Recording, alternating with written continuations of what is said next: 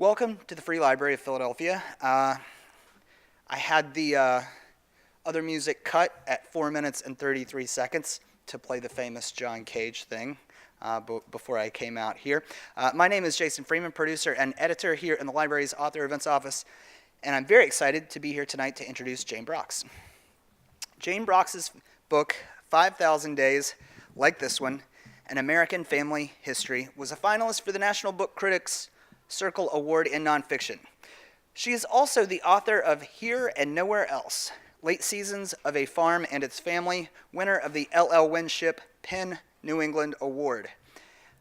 She is also the author of Clearing Land, Legacies of the American Farm, and Brilliant, The Evolution of Artificial Light, named one of 2010's best books by Time magazine.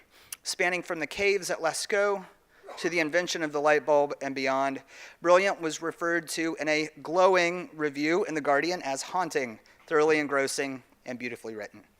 Tonight's author's essays have been widely anthologized in such volumes as Best American Essays, the Norton Book of Nature Writing, and the Pushcart Prize Anthology, and she has earned grants from such institutions as the John Simon Guggenheim Foundation, the National Endowment for the Arts, and the Massachusetts Cultural Council. A former professor at Harvard University and Bowdoin College, Brox currently serves on the faculty of Lesley University's MFA program. Her new book is called Silence, A Social History of One of the Least Understood Elements of Our Lives, told through the oddly but intrinsically linked histories of the monastery and the penitentiary, including a section on Philadelphia's own beloved but beholden to a sometimes sinister history, Eastern State Penitentiary. Silence maps the complex ways this heretofore largely unexplored but fundamental concept has influenced our notions of the self, the soul, and the larger societies that we build and share. So without further ado, Philadelphia, let's for a moment practice the opposite of silence as we welcome Jane Brox to the Free Library.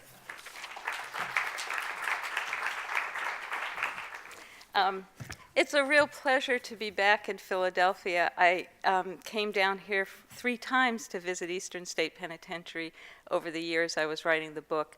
But it wasn't only the visits to the penitentiary, it was the book. My idea for the book started in 2001 with a visit to a monastery, the monastery of Senanque in southern France. But I really didn't understand how I was going to, I felt I needed something more around which to cohere a book. And that didn't happen until at least 10 years later when I by chance came to Eastern State Penitentiary and walked through the stabilized ruin and saw the mock-up of the original cell with the barreled ceiling and the 8-inch oculus cut into the ceiling. And it really then solidified for me an idea of a book that could oscillate between the penitentiary and the monastery and talk about these two very distinct means of silence, the chosen and the imposed, and not only how they were opposite, but how they might inform each other and bleed into one another. So I think of Philadelphia and Eastern State Penitentiary as very integral to the whole process of my writing this book. And as some of you may know, Eastern State Penitentiary was the first formed in the right after the founding of the country, with Benjamin Rush looking for an idea for a new kind of justice to replace the blood punishments. And he came up with the idea of the penitentiary with the hope that the kind of monastic silence and solitude would lead ultimately to redemption. And although 1829, the year the penitentiary was opened, was years after Benjamin Rush's death, his ideas really were at the foundation of starting the penitentiary. So tonight I thought, being in Philadelphia and being very near the penitentiary, I would start the reading with just reading a description of the first prisoner's experience in that cell. And this kind of silence he was unwittingly being subjected to then.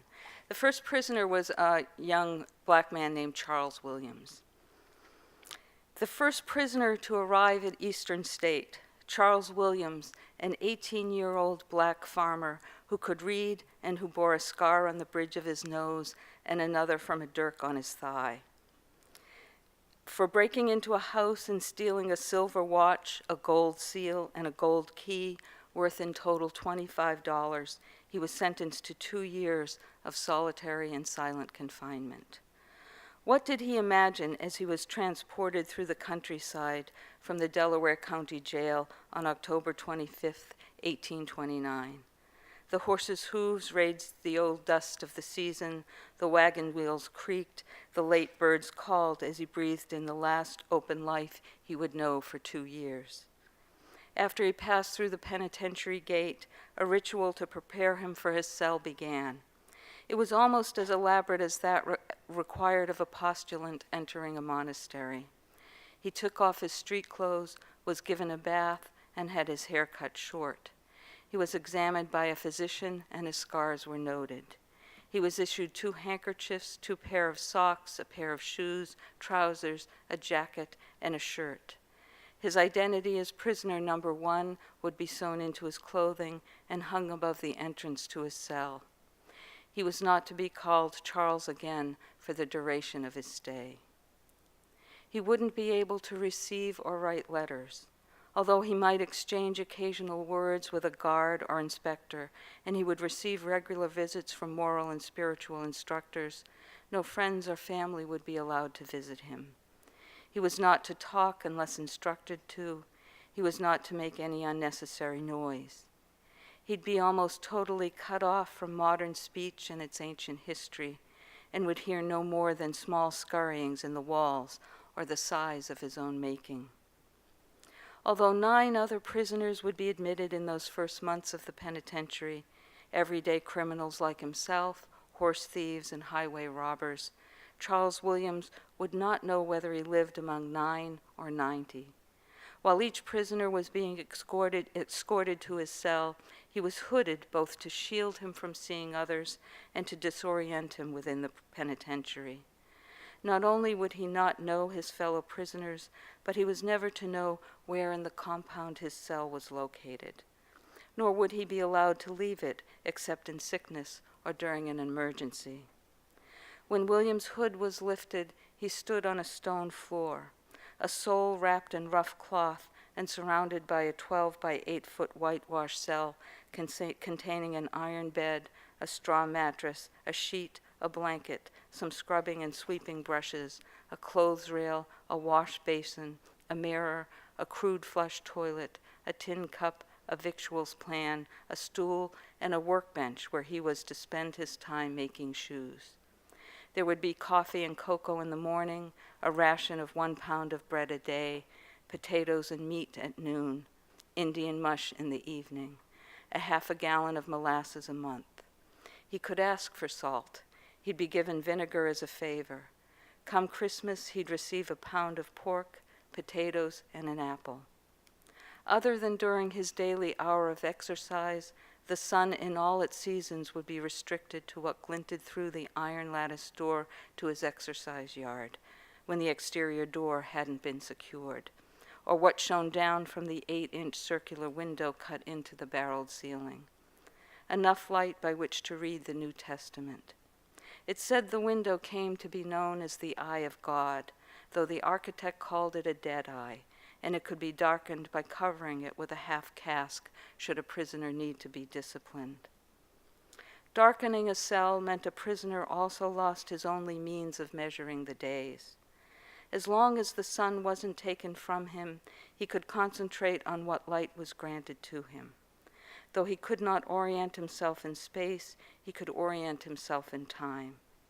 British writer and social theorist Harriet Martineau, who visited Eastern State in the mid-1830s, wrote, "I never met with one who could in the least tell me what the form of the central part of the prison was, or which of the radii his cell was placed in, though they make very accurate observations of the times at which the sun shines in."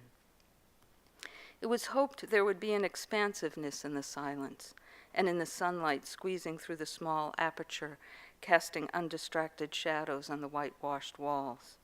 Charles Williams' sentence was meant to punish him for his crimes and deter others from committing the same. But it was also meant to alter his soul. I already hear the inhabitants of our villages and townships counting the years that shall complete the reformation of one of their citizens, proclaimed Benjamin Rush. I behold them running to meet him on the day of his deliverance. His friends and family bathe his cheeks with tears of joy, and the universal shout of the neighborhood is, "This our brother was lost and is found, was dead and is alive."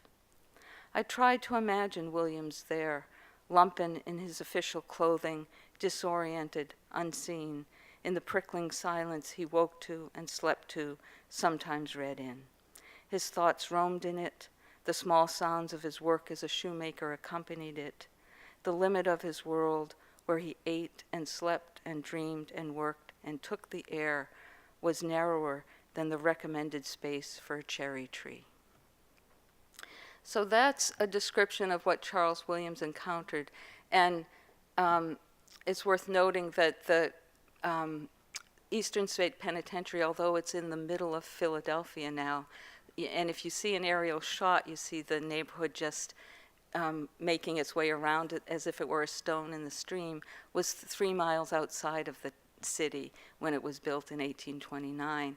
And it was built on an old farm, and specifically in the cherry orchard, so it was often called Cherry Hill because of that. And Benjamin Rush's idea, I think, was well-meaning, but in fact, it was the very opposite of the idea behind monastic silence, because in a monastery, the idea of community is at the very center of the silence. The idea, and the days are filled with the human voice in song. The men or the women work together, pray together, take meals together, even though the meals are in silence. In the penitentiary, there were a lot of forces working to create the penitentiary, not just Benjamin Rush's own idea, but he was influenced by a lot of the Enlightenment ideas about reform at the time, and some of them being that in the old jails of the time, which were very chaotic, the older, experienced prisoners were corrupting the younger misdemeanants who they were in jail with, so that the idea of separating the prisoners and keeping them distinct from one another had to do with keeping the bad influences away from them. But in fact, taken to the extreme, created not an external chaos, as you would have found in the old jails of the colonial time, but internal chaos within each prisoner. Many of the prisoners suffered psychologically from their internment, as you could guess. It was very difficult to conjure the world of Charles Williams. He left no writings himself. All I had to glean of his specific experience came from the record books from Eastern State Penitentiary and the records of visitors who came and talked to Charles Williams and interviewed him over the 2 years he was in the prison. And I couldn't find no record of what he did upon his release from prison after 2 years to the day. He just disappeared into the world with his skills as a shoemaker. But I used over time the experiences of other people in solitary confinement, even into the 20th century, in the Soviet gulags, in the Soviet Union, for example, because the experience of solitary confinement shared consistencies throughout time. When it came to writing about the monastery, I had the opposite problem in a way, because I turned to Thomas Merton, who had journals, notebooks, all kinds of writings about his monastic experience. And the challenge was not to draw out of meager records a world, but to carve out of a plethora of words a story of the monastic experience. And I did not only depend on Merton, but I but he, in fact, becomes the counterpart to Charles Williams in the book. He becomes the monastic soul that we follow through the book. And I just want to read, to give you a little counterweight from the heaviness of the Eastern state, a little bit of a chapter from the monastic segment of the book. I'll say first that the book was, one of the great challenges of the book was how to structure it, because in fact I couldn't structure it the way I structured my previous book, Brilliant, which was a march through time. I had to figure out, this is more a meditative journey, and it to some extent switches from dark to light, but I wanted intentionally almost to structure it like a poem, so that some of the elements of the penitentiary would thread through the monastic segments, and some of the monastic material would thread through the penitentiary segments, so that they weren't entirely distinct from one another, because they do inform one another. And I hoped the reading experience would somehow reflect that. But this is from a chapter called Speech and Silence. And in this chapter I talk a bit about what actually speaking in the monastery meant, and the significance of the voice in the monastery. And what of simple talk within such a prescribed world of voices and silence? It's meant to be rare, and during medieval times was nearly as regulated as it would be at Eastern State. Although the restriction on speech for contemplative monastics during the Middle Ages wasn't absolute, it was formal.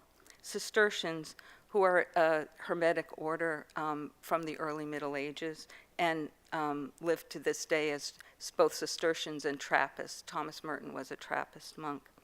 During the restriction on speech for contemplative monastics during the Middle Ages wasn't absolute, but it was formal.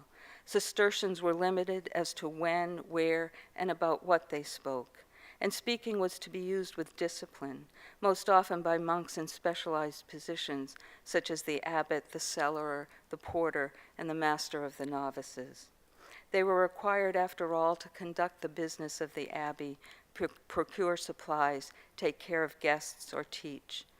To this day, obedience is a given in the conversations that do take place between a monk and his superior, students and teachers, confessor and priest. The master should speak and teach, notes Benedict. That's Benedict of Nursia, whose rule guides monastic life to this day. It's a 6th century rule. The disciple should quietly listen and learn. No matter what must be asked of the superior, it must be done with humility and reverent submission. Such obedience and conversation can't help but seem strange and constricting now, but there is an implied dignity in it, a devotion to the depth and true import of human speech, for the root meaning of the verb obey establishes just how essential silence is to speech. The word is from the Latin obedere. To obey is to be subject to serve, to pay attention to give ear, to listen to perceive. To listen fully requires silence. To engage in meaningful conversation requires silence. Speech and silence belong together, observed 20th century Swiss philosopher Max Picard. To see speech without silence is like seeing Shakespeare's fools without the solidity of Shakespeare's heroes. I think 6 years of research was worth coming across that quote. I love it. So, the silence in which a speaker pauses to think, to choose the right word, the silence in which another listens is a sign of respect that allows time to comprehend the weight and meaning of what is said, that affirms the import of language itself. Also, the silence to which a speaker turns an attentive ear after her last word rises. Listening requires that I come out of myself so as to make room for speech, wrote French philosopher Jean-Louis Chrétien. It is a listening that is freed from everything sticky and clinging in its psychological representations, a listening without glue, a listening that is free and liberating. In his rule, Benedict specifically warns against the most breathless kind of talk, murmuring, gossip, and grumbling, which he groups with stubbornness, disobedience, pride, and joking. It is not only that gossip is almost void of silence even when quietly whispered in another's ear. Consider its synonyms: hearsay, chit-chat, scuttlebutt. Gossip also suggests a loose or ungoverned tongue. If monks, believing themselves created in the image of the divine, spent their voices on gossip, they'd undercut their efforts to prove worthy of God. More than a dozen centuries after Benedict, Thomas Merton instructed his scholars, silence itself is a human value. He explained further, restraint from useless words has a human value. But just as speech has its degrees of integrity, so does silence, which can become an unthinking exercise or an excuse for non-involvement. Silence can lie as well as words, and to listen to one another can at times be far more difficult than listening to the large silence of the world.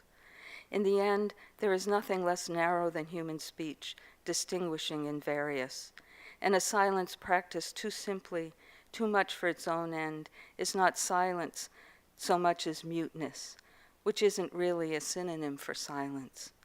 The two words exclude one another, wrote Italian philosopher Michele Federico Sciacca in the 1950s. Silence is a kind of communication. What is mute isolates and cuts off from all communication. Rather than being a lack on the sense level, silence is an intensification on the spiritual level. The monastery, with its own distinct and elaborate silence, with its particular regulations, possesses no less danger of distorted silence than does secular life. It can be as restrictive as the imposed silence of the penitentiary. Sister Joanne Otenstroy, a Dominican nun writing in the late 1960s, suggested that silent monastic meals might be a lost opportunity for deeper human communication, that speaking at mealtime could offer something essential to the community. And she says, an appreciation and respect for the kind of communication which builds real personal relationship and thus a community of united persons must be developed in order to make silence a purposeful rather than a destructive force. Possibly the effort required to develop good table conversation would require much more self-discipline and unselfishness than keeping silence. And although the silence is less rigid in a contemporary monastery, it may seem more emphatic, for the monastic traditions rose to prominence in a quieter time than our own. Though men and women could certainly be talkative in the Middle Ages, they likely spoke more slowly, and the silences between words were more pronounced. Do they not talk and think faster in the depot than they did in the stage office? Henry David Thoreau asked nearly 2 centuries ago. The speed of talk has only increased in the ensuing centuries, and now actual voices jostle with recorded and transmitted voices for attention. Perhaps because monastic silence exists outside of the usual course of human life and social norms, its powers and presumptions are that much more easily distorted. At Gethsemane, Merton, that's his monastery, Merton discovered that finding the right silence seemed at times far more difficult than finding the right words. What a disaster to build a contemplative life on the negation of communication, he wrote. That is what, in fact, our silence often is, because we are obscuring it without really wanting it, yet needing it nonetheless, and without understanding what it is all about. And then he writes, that is why there is so much noise in a Trappist monastery. The infernal clatter and hullabaloo, the continual roar of machinery, the crash of objects falling from the hands of distraught contemplatives. All this protests that we hate silence with all our power, because with our wrong motives for seeking it, it is ruining our lives. Yet the fact remains that silence is our life, but a silence which is communication and better communication than words. If only someone could tell us how to find it. The worst pity of all is that we think we know. What we have found is our own noise. No, that is not true. The paradox is that in spite of all, we have found God, and that is probably the trouble. Such a discovery is altogether too much, and we beat a hasty retreat into any kind of protection.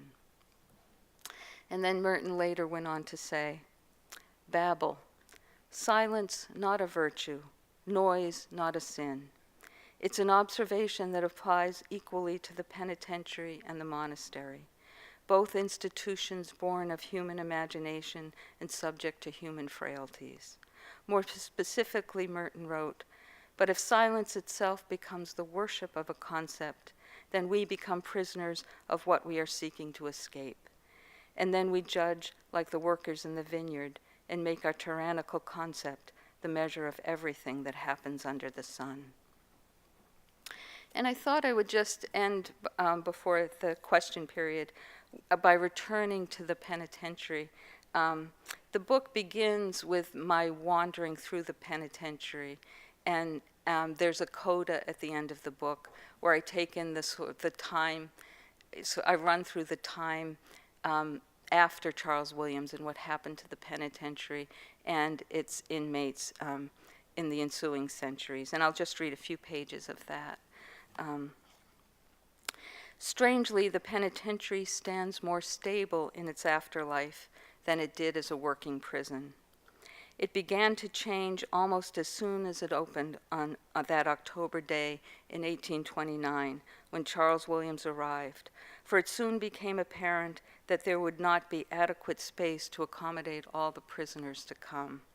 So John Haviland, who was the architect, altered his dream of symmetry to include upper floors on the unbuilt ranges, each with an extra room to compensate for the lack of an outdoor exercise yard. His original plan would house fewer than 300. Once it was finally completed in 1844, it could house 586. Even so, in the aftermath of the Civil War, the demand for cells outgrew even the added space, and the warden had no choice but to double up prisoners in the cells. There is a photograph from the later decades of the 19th century showing two men in one cell, each at work at his cobbler's bench. They are facing each other, though their heads are bent to their tasks. In the 12 by 8 foot room, among the shoes and shoe lasts, the leather and cords, a rocking chair, a small pile of books, a model schooner, pictures on the walls, hanging lace adorning a shelf. Yet the official practice of silent and separate incarceration didn't end until 1913, when Eastern State converted to a congregate system of incarceration and strict silence was no longer formally enforced. Prison authorities then squeezed in more cell blocks constructed of reinforced concrete and built communal areas, mostly where Haviland's exercise yards had stood, a long, narrow dining hall, workrooms, a chapel, a synagogue. They fashioned a large outdoor exercise space. But the world built for isolation was never really suited for a communal prison and could not be satisfactorily reconfigured. The cells were small. No renovation could create adequate common space. Prisoners and officials continued to struggle with overcrowding. In its jerry-rigged state, the old penitentiary functioned as a congregate prison for more than half a century, during which time it published its own magazine. The inmates played chess with each other and formed singing clubs. They watched movies together and eventually television. Brief silent films show prisoners playing football or standing in groups in the open or sitting together atop the walls of the same exercise yards that once kept Charles Williams and his contemporaries from seeing one another. Their legs dangle from the tops of the walls as they cheer on boxing matches on the prison grounds. Even before Eastern State closed in 1970 and the remaining inmates were transferred to another state prison, there had been discussions regarding what to do with the 10 acres that by then stood in the middle of Philadelphia. The land had extraordinary value, but the penitentiary had been designed as a fortress. Its walls and structures would be prohibitively expensive to demolish. So once it closed, the prison stood abandoned for decades, while ideas for preservation or redevelopment were proposed and defeated time and again. A shopping center? an industrial park, residences, create a monument to Eastern State but by demolishing all but one wing, tear down everything and create a park. By 1987, less than 2 decades after the last prisoners at Eastern State left on the last bus, what was left to preserve had become its own question. A good part of John Haviland's early 19th century design had long been obscured by subsequent renovations, and once all care was abandoned, the fate of the penitentiary seemed, in some respects, not much different from that of a neglected cherry orchard.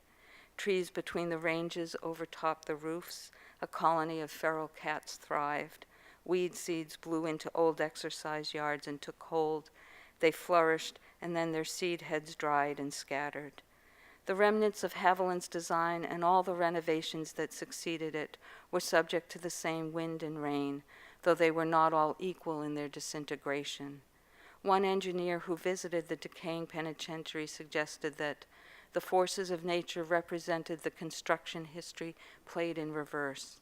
Those buildings and building systems added most recently were proving to be the least durable and were in the most advanced state of deterioration, followed by those of the early 20th century and then of the late 19th, with the likelihood being that the process would leave, in the end, only the Haviland work remaining. And I think I'll stop there and take questions if you have them. Thank you very much. Thank you. What interested you particularly about the idea of silence as a topic? I think, I had spent, in my early 20s, I had spent a winter at the edge of Nantucket Island, and I was house sitting all by myself on a dirt road, and I realized the silence almost drove me crazy. And I would light a huge fire every night. I had almost no radio. There was no one else on the road. I don't know why I had agreed to do this. But the silence and the darkness became these profound and animate things there. And I had thought I had safely put all that behind me until, almost a quarter of a century later, I went to the monastery in the south of France. And I visited these rooms built for silence. And it was the peace within them and the sense of space and order that was so different from my own chaotic experience of silence that started me wanting to write something about it. But it wasn't until I came to Philadelphia 10 years after that and went to Eastern State that I really understood how I might structure a longer book on silence. I still don't quite fully understand it, but that's how I can. That's the story I've created for myself, I suppose. Thank you for being here. So, do you think if you went back to a winter house on Nantucket now, you would have also with your life experience since then, like you would have a different relationship with that place? Oh, I do, and in fact, when I moved to Maine, which is the weather is very much Maine, very much like Maine here today. When I moved to Maine, I spent my first winter house sitting on a tidal river. It was less isolated than Nantucket, but I loved it. And I just loved the silence and the space there. And I think I was far more mature, and I was more certain of my life. The thing about that winter on Nantucket is I didn't know what I was doing with my life. I wanted to be a writer. I didn't understand how to be a writer. So there were all those internal questions roiling around in the silence as well. So it's interesting to have had that second experience when I was almost 50 to counterbalance that earlier experience. Yeah. I mean, even though Nantucket almost drove me crazy, I wouldn't trade it for anything. When you took the trip to France and visited the monastery, was there a thought with sort of revisiting your experience in Nantucket, or was it sort of a completely different thread that brought you there? It was, I had no idea. I was with a friend who told me we were going to a monastery that day. And I had known nothing about it. And we just drove down this valley into this beautiful a monastery sitting like in the center of this valley. And it wasn't, I mean, it couldn't, there were other people milling around. It could never be the same, and it wasn't an enduring experience like Nantucket. And it was a profoundly different kind of silence than I had experienced, and it felt profoundly peaceful. And the other mystery that happened, we went back that night to Vespers, and I write about this in the book, is I was listening to the monks and nuns chanting and singing through the service, but the most moving moment of the service was this brief interval of silence between the singing. And I don't even understand what happened, but in that silence, just this huge emotion welled up. And I think maybe writing the book was trying to understand what happened in that moment even. And I still don't understand that. Are you familiar with the spiritual exercises of St. Ignatius? It's with the Jesuits.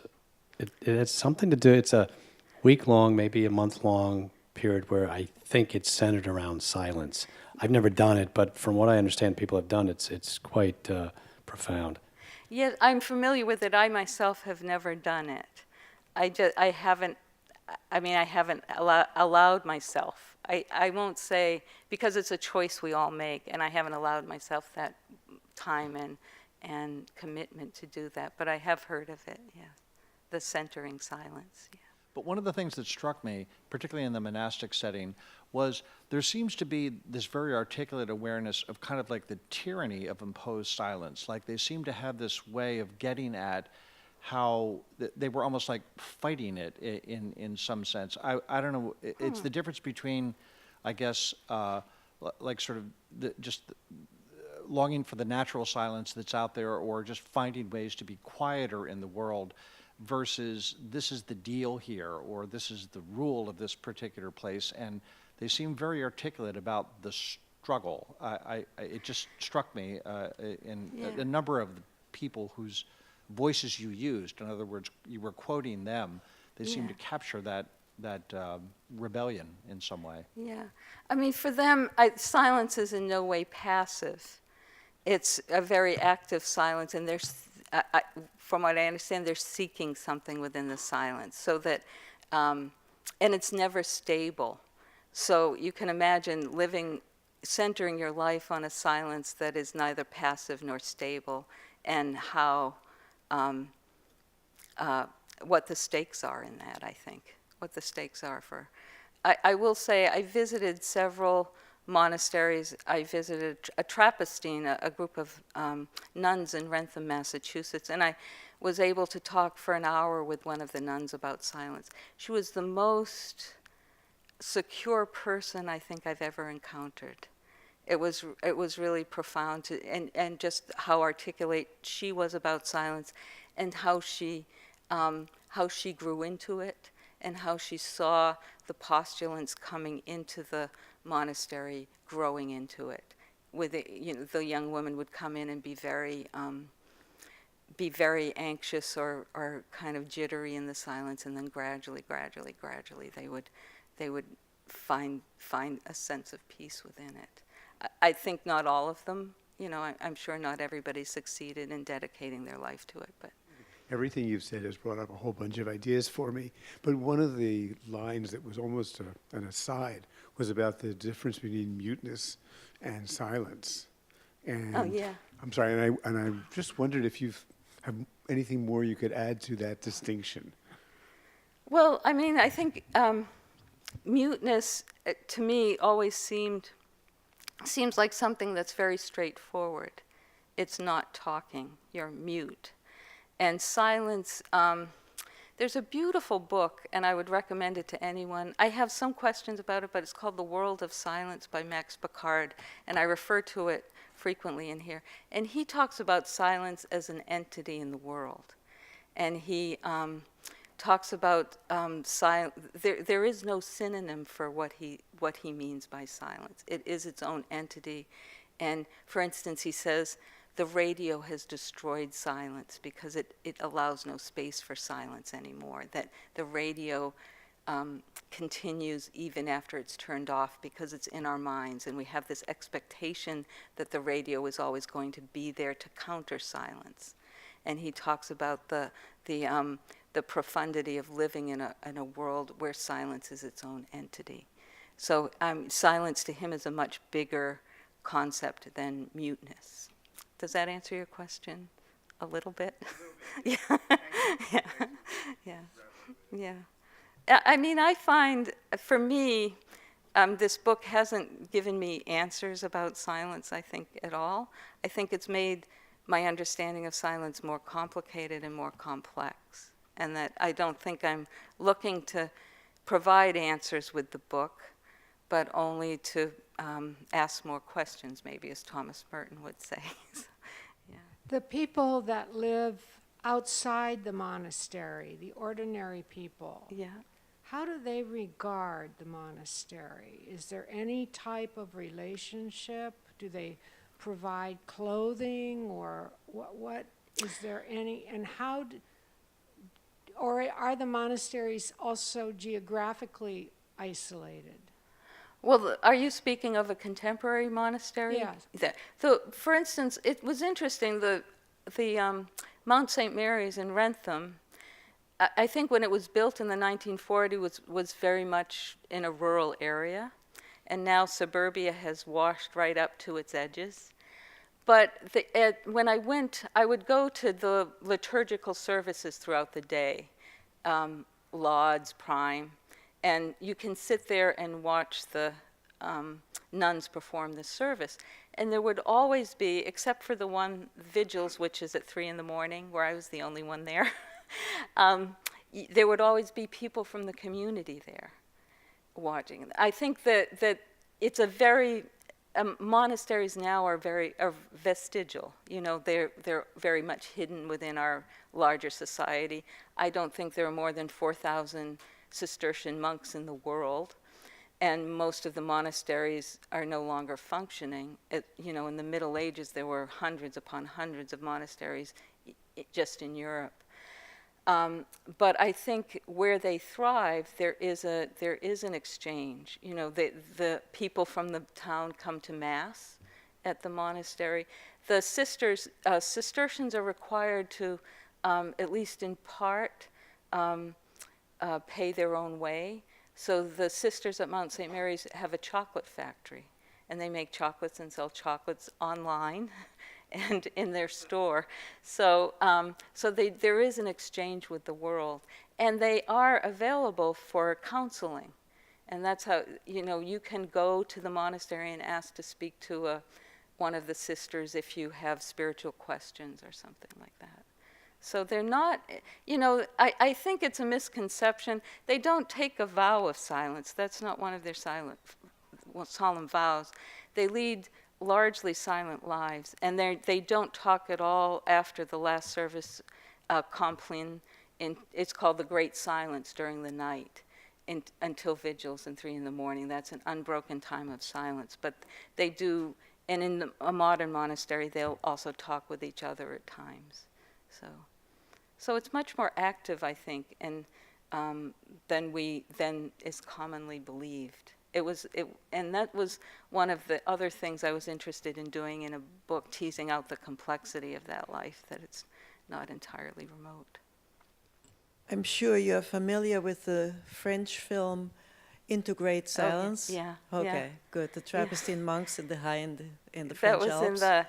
They're actually more hermetic than the Trappistines. Those are they're the monks of the Grand Chartreuse. Right, yeah, and outside of Grenoble. Yeah. It's really an astonishing film. And it, you know, it's almost 3 hours long, and I could feel the silence in my own house while I was watching it. Yeah, I would recommend that too. Thank you. Thank you for bringing it up. Yeah. Well, okay, thank you all. I appreciate it.